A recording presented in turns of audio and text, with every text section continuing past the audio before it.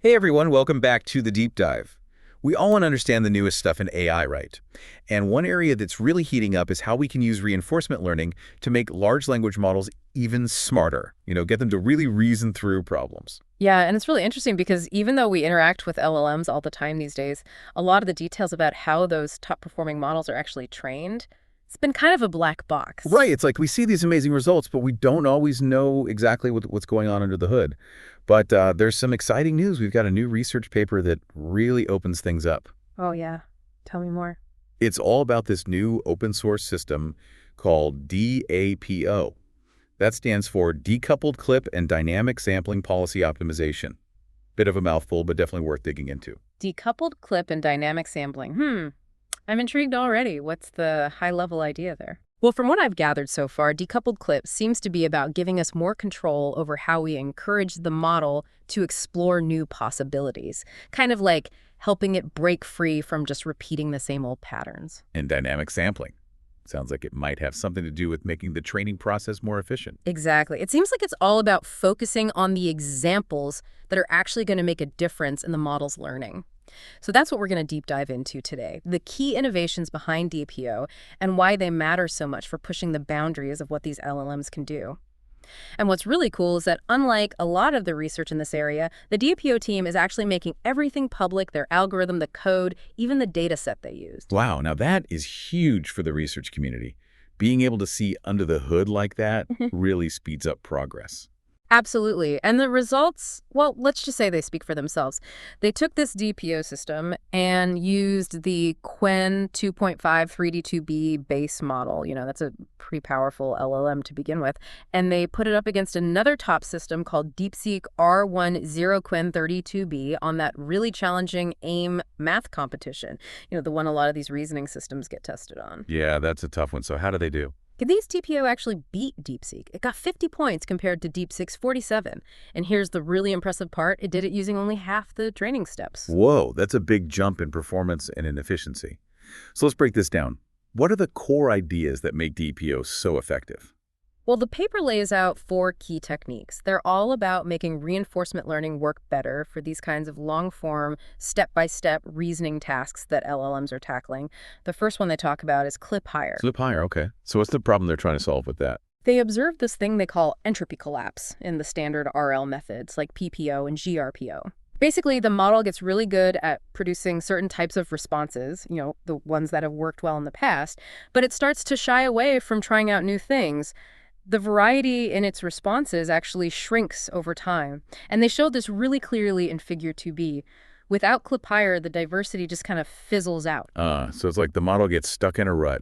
It's playing it safe, but that also limits its ability to learn and improve. Yeah. Sounds like clip higher is designed to shake things up a bit. Exactly. So instead of having this single range that limits how much the probability of the next word can change, clip higher actually decouples it. They have an upper limit and a lower limit, and the key is that they raise that upper limit. Okay, I'm following so far, but why is having a higher upper limit lead to more exploration? What's the intuition there? Well, imagine you have 2 possible next words the model could generate. One is super likely. Let's say it has a 90% probability based on what the model has learned so far. And the other one is kind of an outlier, maybe only a 1% chance. With the standard clipping, you're really restricted in how much you can increase the probability of either of these words. But by lifting that upper limit, clip higher says, hey, let's give that less likely word a real shot. Let's see what happens if we make it more likely. It's like giving the underdog a chance to shine. Ah, I see. So you're not just preventing the probabilities from changing too drastically, you're specifically making it easier to boost the chances of those less likely words, the ones that might lead to new and interesting reasoning paths. Makes sense. Yeah. And they actually illustrate this in Figure 3a. Without clip higher, the maximum probabilities don't really get a chance to move around much. But with clip higher, those less likely words can really jump up in probability. So it's not just about the math of clipping, it's about this broader principle of encouraging exploration, which is so crucial for breaking through performance plateaus in any learning task, really. Right, especially when you're dealing with something as complex as reasoning. You don't want the model to get too comfortable with just one way of doing things. Absolutely. Oh, and I almost forgot about the lower clipping range. So they keep that relatively small. The idea there is you don't want to accidentally completely eliminate any possibilities. You don't want to drive the probability of any word down to zero because then you're really limiting the model's options. Right. It's a balancing act. You want to encourage exploration, but you don't want to throw the baby out with the bathwater. You still want to build on the knowledge that's already there. And their figure, too, really shows how clip higher leads to this greater diversity in the model's outputs. It's not just stuck in that same old rut. All right, ready for the next technique? Hit me with it. This one is called dynamic sampling, and it's all about tackling a different kind of inefficiency that can creep into RL training. The researchers called it the gradient decreasing problem. Gradient decreasing. So that means the learning is slowing down. Why would that happen? So think about it. As the model gets better and better, it starts to get a lot of the answers right. Perfect scores. But in algorithms like GRPO, if all the generated responses for a given question are perfectly correct, well, the learning signal for that question actually becomes zero. Oh, that makes sense. If everything is already perfect, there's no signal to tell the model how to improve even further. Right. It's like practicing the same easy problem over and over again. You're not really learning anything new. And their figure 3b really shows how this tends to happen.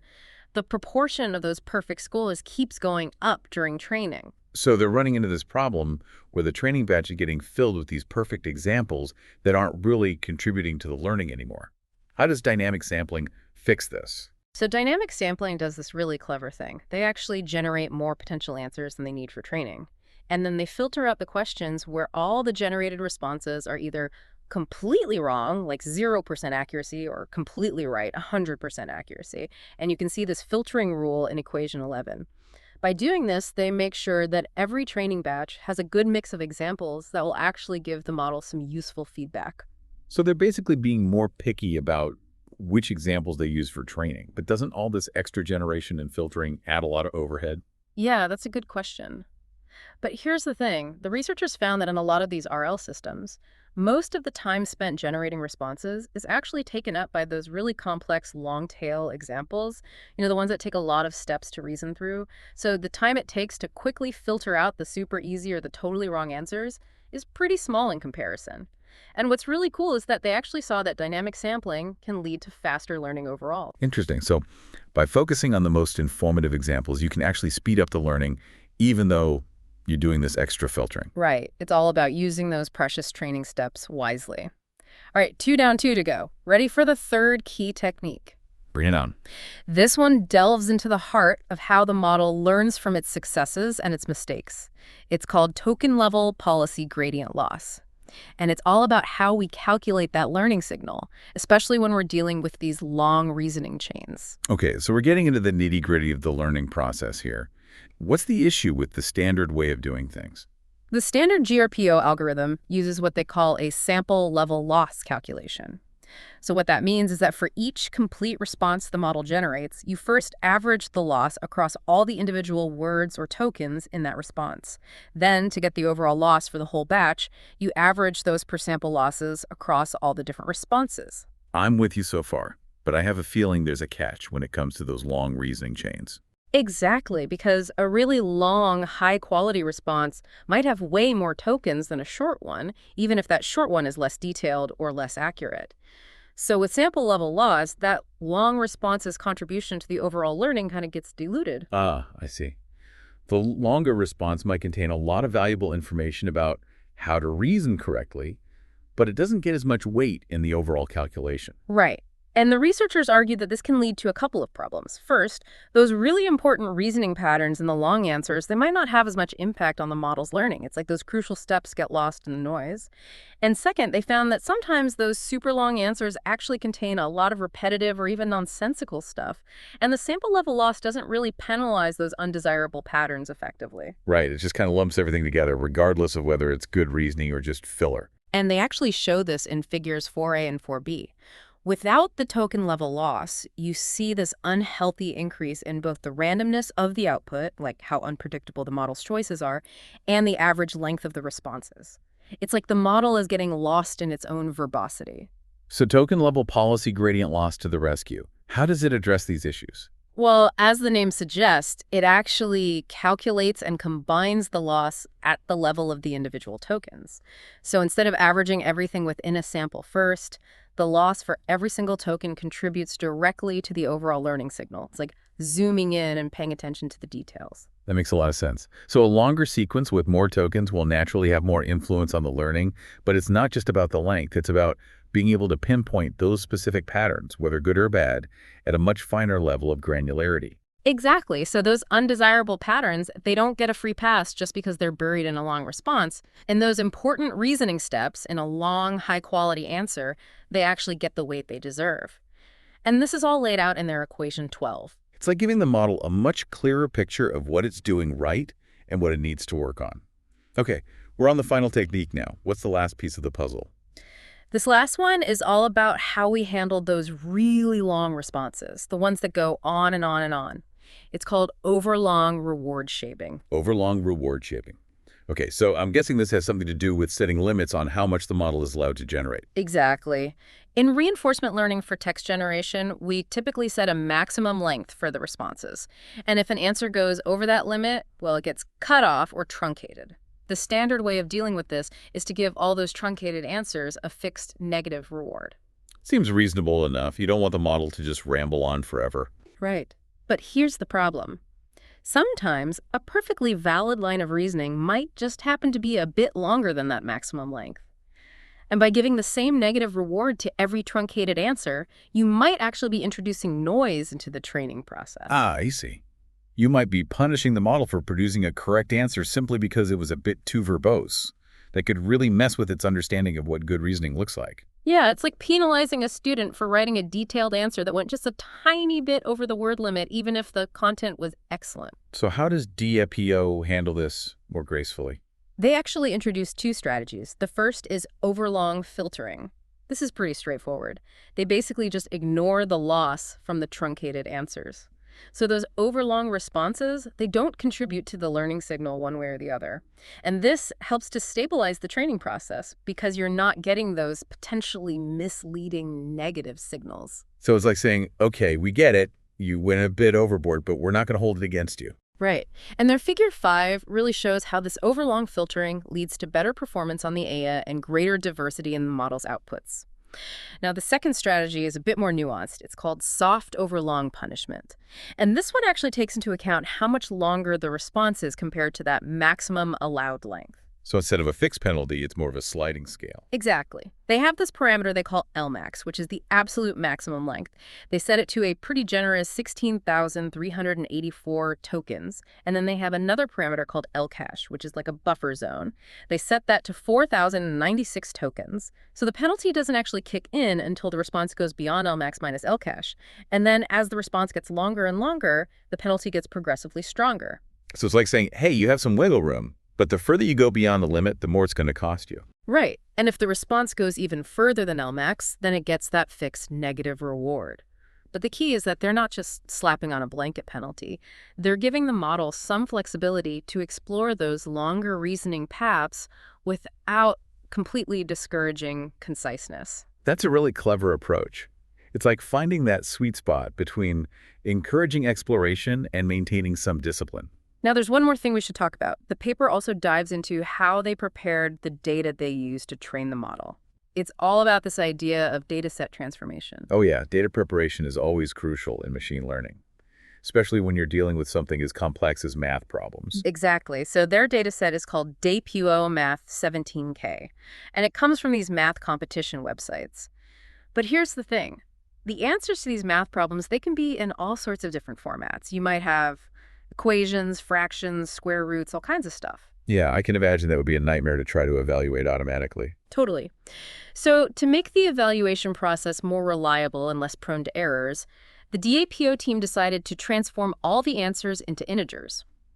They chose problems where the answer could naturally be converted to an integer, or they slightly tweaked the question itself to ask for an integer result. So they're basically simplifying the target output to make it much easier to check if the model got it right or wrong. Exactly. And they have a really good example of this in Appendix A. They show an original problem with a pretty complicated answer involving a square root and a fraction. And then they show how they transformed it into a question asking for the sum of the numerator and denominator after simplifying the fraction. So instead of having to deal with all those tricky mathematical expressions, you're just checking if the model produced a simple whole number. That's really clever. It streamlines the evaluation process without losing the essence of the reasoning challenge. Right. And to make sure the model still learned how to solve the original problem, they used a chain of thought approach during this transformation. They basically gave the model a step-by-step example of how to go from that original problem and its complex answer to the modified problem with the integer answer. It's like showing the model the thought process involved in making that simplification. So it's not just about giving the model easier answers to learn from. It's about teaching it how to connect those simplified answers back to the original problem-solving process. Exactly. They really thought about all the angles here. Now, the paper also gets into some of the things they observed during the training process, the dynamics of how the model learns and evolves. And they talk about this really fascinating idea of emergent reflective behavior. Oh yeah, that part really caught my eye. They talk about how these models start to exhibit new ways of thinking that they didn't have at the beginning. It's almost like watching a student develop their problem-solving skills over time. Exactly. And they emphasize how complex this training process really is. It's not just about having the right algorithm, it's about understanding all these intricate interactions within the system. They talk about how even small changes in one area can have these ripple effects throughout the training process. It's like trying to tune a really sensitive instrument. Everything is interconnected. So what kind of things were they looking at during training to get a handle on these dynamics? Well, one thing they paid close attention to was the length of the responses the model was generating, how verbose it was being. They found that the length didn't always go up in a straight line. Sometimes it would plateau or even decrease. And they used this information along with how well the model was performing on a separate set of problems to gauge whether the training was on the right track. Whether the model was actually learning to reason better or just getting good at producing longer and longer responses without really improving its understanding. Right, because length isn't always a good indicator of reasoning ability. You want the model to have space to think things through, but you don't want it to just start rambling. Exactly. They also tracked how the reward signal was changing over time, how well the model was doing according to the reward function. In most of their experiments, the reward generally increased steadily, suggesting that the model was learning to solve the training problems more and more effectively. That makes sense. But I bet there's a caveat here, right? Mm-hmm. Because we're always worried about overfitting, where the model gets really good at solving the training problems, but then fails to generalize to new ones. Right on. And that's exactly what they observed. They found that sometimes, even when the reward was really high on the training set, the model's performance on a separate set of unseen problems didn't improve as much. So it's like the model was becoming too specialized to the training data, losing its ability to adapt to new challenges. The classic overfitting problem. It's a constant battle in machine learning. It is. And finally, they also monitored the randomness or unpredictability of the model's responses. They called this the entropy of the actor model. And they also looked at how likely the model was to choose certain words. You can see this in their figures 7c and 7 pence. They emphasize how important it is to keep that randomness in a good range. You want the model to explore new possibilities, but you don't want it to just start spewing out random gibberish. Right. You want it to be creative, but not completely unhinged. Exactly. And they found that their clip hire technique was really helpful in preventing that randomness from collapsing. They actually found that a slow increase in randomness during training could be a good sign that the model is exploring new and potentially better ways of reasoning. So it's all about finding that balance between exploration and exploitation, between trying new things and sticking with what works. Absolutely. Now let's talk about that really interesting observation you mentioned earlier, the one about emergent reflective behavior. This is where things start to get really mind-blowing. Yeah, this part of the paper is truly fascinating. They talk about how, as the model is learning through reinforcement learning, it actually starts to exhibit new problem-solving strategies that it didn't have at the beginning. It's like it's developing these higher-level cognitive skills through this process of trial and error. Right. And they give some really compelling examples of this, like early on in training, the model might not show any signs of double-checking its work or thinking back over its previous steps.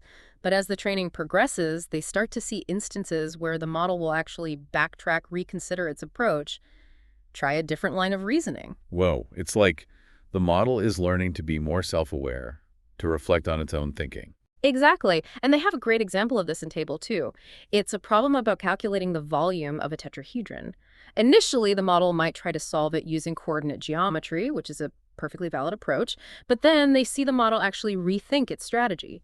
It starts to consider the problem from a different geometric perspective, thinking about the dihedral angles between planes. It's like it's realizing that there might be a more elegant or more efficient way to solve the problem. That's really remarkable. It's like watching a human student have that aha moment where they suddenly see the problem in a new light. Yeah.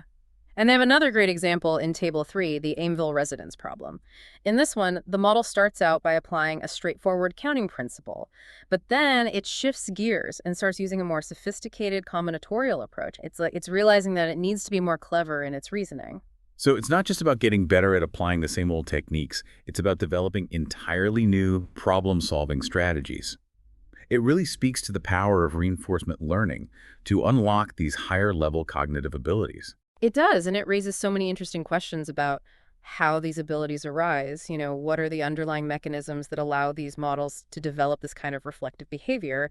And could we potentially guide this emergence? Could we design training methods that specifically promote this kind of self-correction and strategic thinking? That's a really profound question. I mean, if we can understand how to foster this kind of metacognitive ability in these models, it could have huge implications for all sorts of applications beyond just math problem solving. Absolutely. It could revolutionize how we design and train AI systems for all sorts of complex tasks.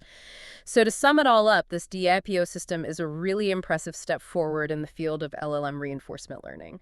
It's not just about the specific techniques they've developed, it's about the deeper insights it gives us into the dynamics of how these models learn and how we can potentially guide that learning to achieve even greater levels of reasoning ability. And the fact that they've made everything open source, that's a huge contribution to the research community. It allows everyone to build on their work and hopefully accelerate progress in this incredibly exciting area. It's a great example of open science at its best. So as we wrap up this deep dive, here's a final thought to ponder. Considering how Diplo exhibits these emergent reasoning behaviors during training, could we potentially design training methods that specifically encourage and cultivate this type of self-reflective, strategic thinking? And could we apply these methods not just to mathematical problem solving, but to a whole range of complex tasks where we need AI systems that can adapt, learn, and reason at a human-like level? Food for thought, right? Absolutely. It's a really exciting time to be working in this field. Thanks for the deep dive. Thanks for joining us.